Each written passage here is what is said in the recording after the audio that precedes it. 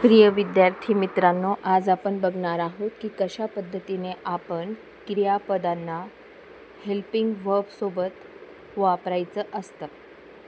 कारण की जोपर्यंत आपण हेल्पिंग वर्ब आणि ॲक्शन वर्ब म्हणजेच क्रियापद यांची सांगड घालत नाही तोपर्यंत आपल्याला इंग्रजीमध्ये क्रियात्मक वाक्य बनवता येत नसतात. तर हे वाक्य बनवण्यासाठी आपल्याला कोणकोणत्या गोष्टींची आवश्यकता लागणार आहे ते आपण या ठिकाणी बघणार आहोत. या ठिकाणी सर्वप्रथम आपल्याला वर्ब पाहिजे, ॲक्शन वर्ब. आपण पाहिलं की to give, gave, given, giving हे एक ॲक्शन वर्ब आहे. याच्यामध्ये आपण बघत आहोत की कशा पद्धतीने 4 फॉर्म्स दिलेले आहे. हा आहे त्याचा first form, second form, third form, fourth form. सुरुवातीला शिकत असताना आपण अशा पद्धतीने यांची नावे देतो, परंतु याचं ओरिजिनल नाव आहे सिम्पल फॉर्म. फर्स्ट फॉर्मला आपण म्हणतो सिम्पल फॉर्म. सेकंड फॉर्मचं संपूर्णतः नाव आहे simple past form. Simple past form. Third फॉर्मचं नाव आहे परफेक्ट फॉर्म. आणि फोर्थ फॉर्मला 3 प्रकारे आपण म्हणू शकतो. Continuous form of the action verb, progressive form of the action verb किंवा imperfect form of the action verb. तुम्हाला परीक्षेमध्ये तिन्ही नावांनी विचारलं जाऊ शकतो टेन्स. तर तुम्हाला माहिती पाहिजे प्रोग्रेसिव्ह, इम्परफेक्ट आणि कंटिन्युअस तर आपण त्याला म्हणतोच. तर कोणतीही ॲक्शन तिच्या 4 फॉर्म्समध्ये इंग्रजी भाषेमध्ये आपल्याला बघायची असते. To give, gave, given, giving. तर प्रत्येक फॉर्मसाठी सेपरेट आणि स्वतंत्र असे हेल्पिंग वर्ब्स, हे सगळे हेल्पिंग वर्ब्स आहेत, म्हणजेच ऑक्झिलरी वर्ब्स असतात. यांना आपण म्हणतो हेल्पिंग वर्ब्स. हेल्पिंग वर्ब म्हणतो. त्याचं ऑफिशियल नेम पण ऑक्झिलरी वर्ब आहे. दोन्ही नाव आहेत त्यांना. तुम्ही कोणतंही लक्षात ठेवलं तर चालेल.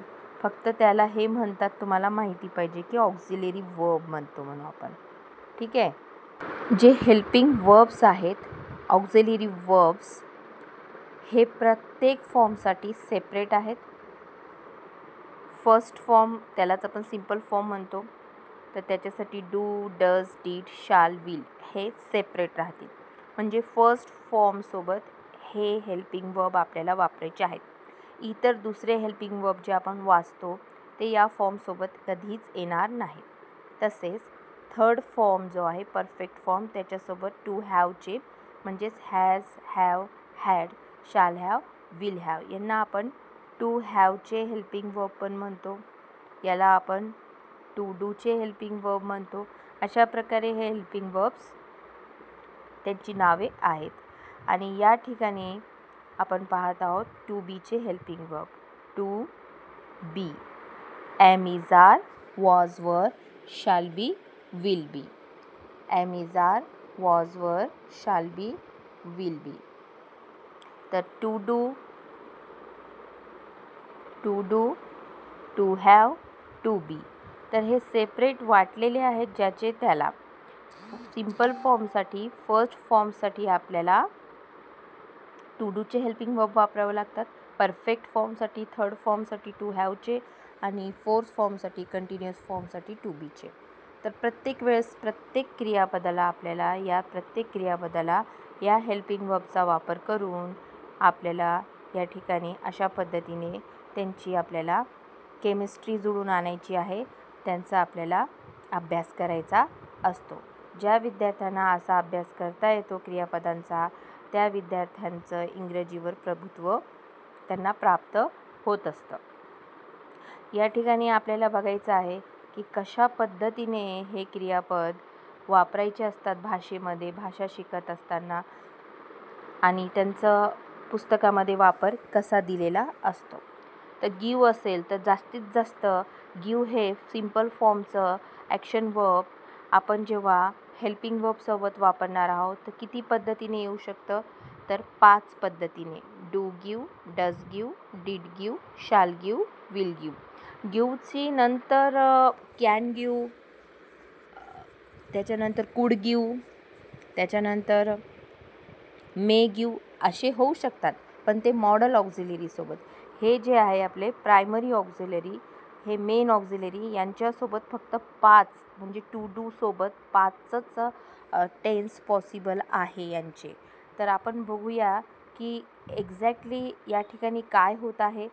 तर टू डूचे हेल्पिंग वर्ब्स टाईम दाखवणार आहे सिम्पल फॉर्म्ससाठी. डू डज म्हणजेच प्रेझेंट टाईम दाखवणार, डीड पास्ट टाईम दाखवणार आणि शाल विल फ्युचर टाईम दाखवणार आहे.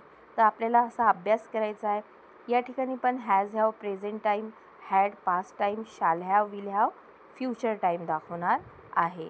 प्रत्येकाचं टायमिंग दाखवणं वेगळं आहे प्रत्येक फॉर्मसाठी. ॲम इज आर कंटिन्युअस फॉर्मचं टायमिंग दाखवणार आहे present. Was were past time दाखवणार आहे कंटिन्युअस फॉर्मसाठी. शाल बी, विल बी कंटिन्युअससाठी फ्युचर टाईम दाखवणार आहे. तर पॉसिबल काय काय आहे V3मध्ये हेल्पिंग वर्ब आणि ॲक्शन वर्बचे जे कॉम्बिनेशन होऊ शकतात. तर has given, have given, had given, shall have given, will have given अशा पद्धतीने हे पॉसिबल आहे. त्याच्यानंतर आपण बघूया गिविंग कंटिन्युअस फॉर्मसोबत, ॲक्शनच्या कंटिन्युअस फॉर्मसोबत कोणकोणते टाईम आपण वापरू शकतो. तर am giving, is giving, are giving, was giving, were giving, shall be giving, will be giving अशा पद्धतीने हे आपल्याला टायमिंग वापरायचे असतात. तर जेव्हा तुम्ही हा सराव करणार आहे आणि याच्यामध्ये तुम्ही प्रावीण्य मिळवणार आहात तेव्हा तुम्हाला टेन्स समजणार आहे. आता तुम्हाला साधारणतः या व्हिडिओमध्ये सांगते टेन्स आपल्याला कसा भेटतो. तर हे गिव सिम्पल फॉर्म आहे बरोबर.